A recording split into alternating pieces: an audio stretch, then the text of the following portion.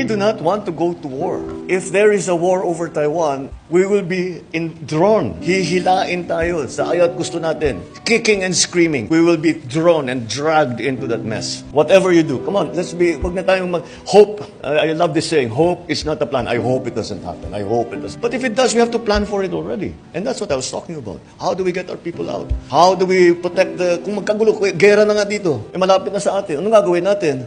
Okay lang, normal lang yan. Pababayaan na lang natin. Kung sino pasok labas dito sa atin. Hindi naman pwede yun. So we'll have to do something.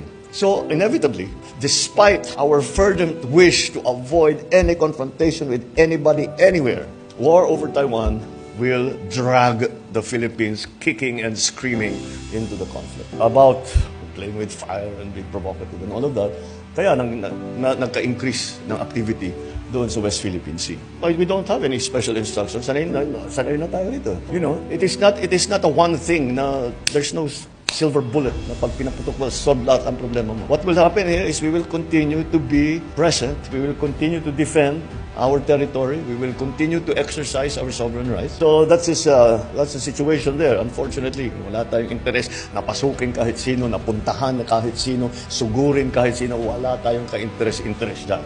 So sana nga yung ginagastos natin for